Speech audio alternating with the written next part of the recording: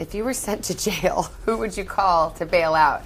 Johnny Cochran ain't here no more. I'm going to call Johnny Cochran.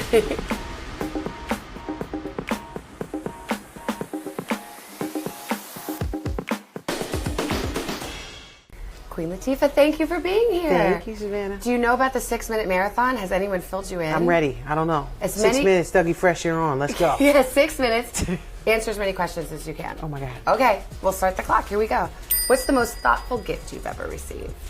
Oh, my God. They're going to be those kind of questions? Oh, yeah. The most thoughtful gift. It probably would be that S600 Mercedes that I got from my partner, Shakim.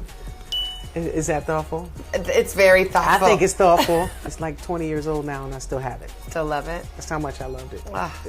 Everybody jokes on me now. Like, get rid of that Benz bucket. What about karaoke? Do you have a go-to tune? I think it would have to be some Bon Jovi. Shot to the heart, and you're to blame. You give love a bad name, bad name. It sounds even better when I'm drunk. It sounds pretty good there, I have to say. How do you like to unplug? By unplugging, getting out in nature, hiking, getting up in a mountain, smelling fresh air, getting out to the beach, just anything that allows me to get into nature and not really think about phones, pictures, work, Yeah, what does it do for you? Calms me. It calms me. When I'm hiking, I tend to be a little out of breath, so all I can really think about is breathing, putting one foot in front of the other, watching where I step, just being right where I am at that moment. Are you mountains or beach if you had to choose? Both. I could be happy in either place. If you were sent to jail, who would you call to bail out? Johnny Cochran ain't here no more. I'm going to call Johnny Cochran. No? That's because I ain't going to jail. He ain't here and I ain't there. So how about that? Describe a perfect day. A perfect day. I had a great night's sleep. Waking up next to the one I love. I take a nice hot shower, get dressed, go out, get breakfast, go on a nice little hike, catch a movie, and get like 12 more hours of sleep. Is that wrong? I'm right there with you. We don't get enough sleep. 16 hours of sleep and I'm good. How much sleep do you think you get a night, really? I try to get 8 hours of sleep. I'm really more of a 9 hours person. Do you ever nap? I don't nap that much. I rarely nap. I either have to get like 5 hours of sleep or 9 hours. Are you a night owl? Do you stay up late or are you an early riser? I am a night owl. Yeah. Too many years of being in the clubs. I'm a hip hop kid, I don't know how to become a morning person at this point. What question do you wish people took the time to ask you? Maybe I wish they didn't ask me no questions. Take the time to not ask me a question. How about that? Was there ask yourself, do I need to ask her that? Is there a question that you get a lot that you're sick of getting or that you wish people wouldn't ask? I can't say I'm sick of answering it, but people ask me where I got my name from, and I think that's probably in any place you Google, you could probably find that out on, they get that story real quick. So I've been telling that story for 30 years, but I'm okay with it. What can we do to teach young women their worth? First of all, you can encourage them. You can feed their self-esteem. Tell them you love them. Tell your daughters you love them. Tell them they're beautiful. Tell them they can do anything they want. Challenge them. Test them. I think some studies have found that boys are pushed, a little bit more. And if they get frustrated and give up on something at that moment, they are kind of pushed to pick it up again. Girls, we kind of say, okay, that's all right. You can do something else. No.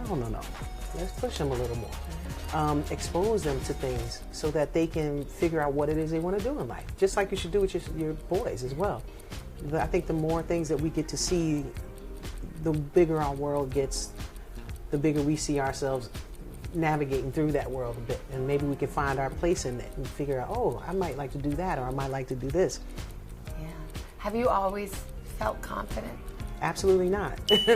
But I definitely had a mother who tried to put as much confidence in me as she could, and my father did as well, by not necessarily treating me like a girl, even though he treated me like his baby girl, but not like a girl, the typical sense in that boys can do this and girls can do that and they can't do the same thing. No, my father was a police officer, a SWAT officer, a veteran. My brother learned how to shoot, so did I. My brother went camping, so did I. We all went together. And I think it helped that my father was used to having a woman lead as well as being the leader.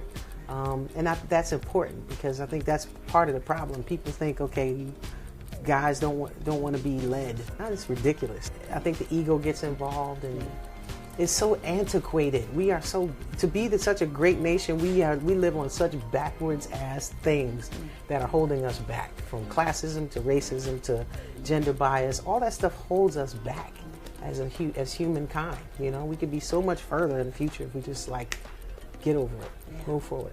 Do you remember when you found your confidence? I think performing was one of those things for me. I think that first school play, when I got a standing ovation, that was something that awakened a feeling in me. And I was like, oh, I like being able to do that.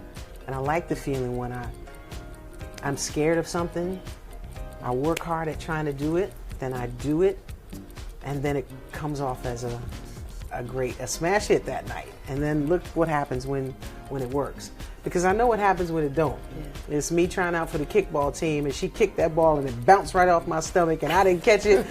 And I went home, and I got cut, and I went home and cried, and my mom made me a nice meal, but that was failure. I'm like, ouch, that hurts. Okay. Success is better. But I'm gonna live, but success, okay, that's what that feels like. So I think it was learning that difference as well. Yeah. Cool. That and being comfortable with my body. At some point around 18 years old, I looked in the mirror, I said, listen, you can either love yourself or you're going to hate yourself. Which one are you going to do? And I decided I needed to love myself, because I felt like I had been hating myself. I was uncomfortable with certain things, and I was like, you know what? This is just bad energy, bad thoughts. This is not the way to think.